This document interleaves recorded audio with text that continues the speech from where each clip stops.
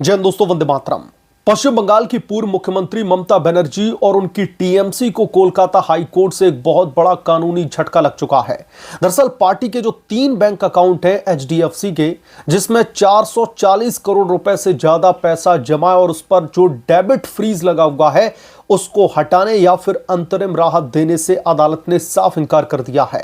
राजनीतिक विशेषज्ञों का यह भी मानना है कि ममता बनर्जी अक्सर कानूनी प्रक्रियाओं को राजनीतिक दांव पेचों और विक्टिम कार्ड के जरिए मोड़ने की कोशिश करती रहती हैं। हालांकि इस बार इन्फोर्समेंट डायरेक्टोरेट की स्पेशल टीम के ठोस सबूतों और सख्त कानूनों के आगे उनकी हर पैतरेबाजी कोर्ट की चौखट पर बेअसर साबित होती हुई दिखाई दी, कोर्ट की चौखट पर दम तोड़ती हुई दिखाई दी। ईडी ने धन शोधन निवारण अधिनियम यानी कि पीएमएलए 2002 की धारा 17(1)(a) के तहत टीएमसी के खातों पर यह बड़ी कार्रवाई की है। एविएशन कंपनी से संदिग्ध वित्तीय सांठगांठ की भी खबरें सामने आई। ईडी की जांच में यह खुलासा हुआ है कि टीएमसी के खातों से केयरवेल ग्रुप और Carewell aviation India private limited जैसी कंपनियों को तकरीबन 160 करोड़ से 182 करोड़ रुपए ट्रांसफर किए गए थे। हवाई जहाजों की खरीद और किराए को भी लेकर इसमें बड़े खुलासे किए गए कि जांच में सामने आया कि पार्टी के पैसों से एम्ब्रेयर लेगेसी 600 विमान और अगुस्ता वेस्टलैंड हेलीकॉप्टर पट्टे पर लिए गए। बाद में इन्हीं विमानों को दोबारा से टीएमसी को ही भारी भरकम किराए पर दे दिया गया और विमान उपयोग के बहाने करोड़ों रुपए का लेन देन यानी कि जो राउटिंग ऑफ फंड्स होता है वो किया गया और फंड के बहुत सारे अज्ञात स्रोत भी पता लगाए गए। पार्टी के ही कुछ असंतुष्ट गुटों और विधाननगर साइबर पुलिस के पास में दर्ज शिकायतों में यह आरोप लगाया गया है कि इन खातों में जमा तकरीबन 440 करोड़ से अधिक की राशि का कोई भी स्पष्ट या फिर पारदर्शी स्रोत नहीं है कि कहां से पैसा आया। खातों का फ्रीज रहना क्यों जरूरी था, जरा अदालत का तर्क और रुख समझिए। ममता बनर्जी और टीएमसी के वरिष्ठ वकीलों ने कोर्ट में तत्काल सुनवाई और अंतरिम राहत की गुहार लगाई थी, जिसे अदालत ने सिरे से खारिज कर दिया। पीएमएलए की सख्त धाराएं जो इसमें लगाई गई उसमें मनी लॉन्ड्रिंग मामले में जब तक इन्फोर्समेंट डायरेक्टोरेट को पैसे का जो स्रोत है और संदिग्ध लेन देन का पूरा ब्यौरा नहीं मिल जाता, तब तक वित्तीय संपत्तियों को अनफ्रीज करना कानून के उद्देश्यों को विफल कर सकता है। जांच में बाधा की जो आशंका है वो भी ईडी ने जताई थी कोर्ट में। ईडी ने कोर्ट में सुनवाई के दौरान तर्क दिया कि यदि खातों को चालू करने की अनुमति दी गई तो संदिग्ध राशि का इस्तेमाल या फिर ट्रांसफर किया जा सकता है, जिससे केयरवेल ग्रुप और टीएमसी के बीच चल रहे इस वित्तीय चक्रव्यूह के मुख्य सबूत मिटाए जा सकते हैं। कलकत्ता हाईकोर्ट ने यह भी माना कि किसी भी राजनीतिक दल को जांच प्रक्रिया में विशेष प्राथमिकता या फिर जल्दबाजी में राहत नहीं दी जा सकती। मामले को नियमित रोस्टर और हलफनामों की जो प्रक्रिया होती है उसके बाद ही सुना जाएगा। इतनी जल्दबाजी इस मामले में दिखाने की जरूरत नहीं है, यह कोलकाता हाईकोर्ट ने साफ तौर पर समझ लिया है।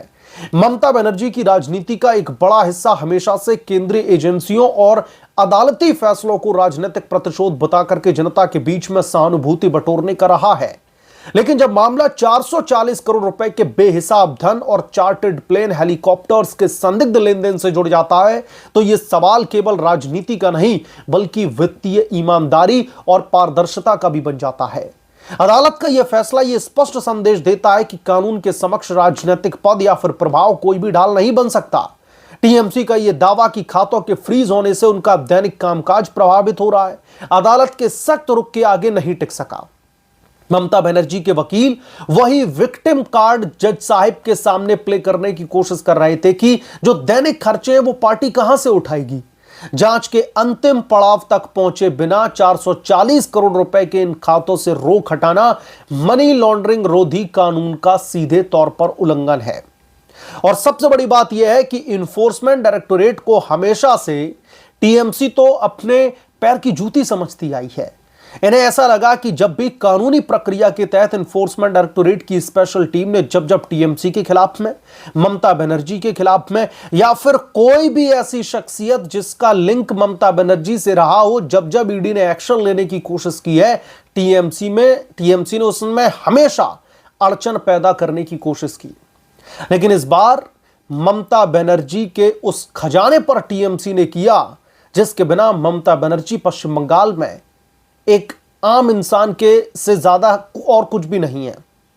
क्योंकि ममता बनर्जी के पास में जो ये इतना बड़ा खजाना है जिस पर वो अपनी बपौती समझती, उन्हें लगता है कि इस खजाने से वो कुछ भी कर सकती हैं। वो टीएमसी के उन तमाम नेताओं का मुंह बंद कर सकती हैं जो बगावत करने पर तुले हैं। वो पुलिस महकमे को या फिर दूसरे जो भी सरकारी प्रशासनिक जो अधिकारी हैं उनको खरीद सकती हैं, अपने खेमे में ले सकती हैं, अपने हिसाब से अपना पपेट उनको बना सकती हैं। लेकिन हाई कोर्ट के इस फैसले ने यह साफ कर दिया है कि ममता बनर्जी को अब सिर्फ और सिर्फ जांच में सहयोग करना होगा। इसके अलावा उनके पास में कोई दूसरा चारा बचा नहीं है। हालांकि ममता बनर्जी के पास में सुप्रीम कोर्ट जाने का भी एक रास्ता खुला हुआ है, लेकिन निचली अदालत के बाद में हाई कोर्ट में भी अगर ममता बनर्जी के खिलाफ में फैसला आता है और ममता बनर्जी के जो वकील हैं वो वहां पर विक्टिम कार्ड भले ही प्ले कर रहे हो, लेकिन जजेस को कन्विंस नहीं कर पाए कि इन 440 करोड़ रुपए पर जो फ्रीज लगा हुआ है उसको अनफ्रीज कर दिया जाए, ताकि ममता बनर्जी पॉलिटिकल पार्टी के दैनिक खर्चों का जो उनके ऊपर एक तरीके से भार है वो भार उनसे उतारा जा सके। लेकिन अदालत ने स्पष्ट कर दिया है कि जिन 440 करोड़ रुपए का आप जिक्र कर रही हैं, वो 440 करोड़ रुपए जिन 4 HDFC के अकाउंट में जो डाले गए हैं, उन पैसों के ऊपर आपका पहले तो अकेला हक नहीं बनता। आपके जो नेता हैं आपके खिलाफ में जो बगावत करके बैठे हुए, वो साफ तौर पर कह रहे हैं कि ममता बनर्जी इन पैसों का गलत इस्तेमाल कर रही हैं, बेजा इस्तेमाल कर रही हैं।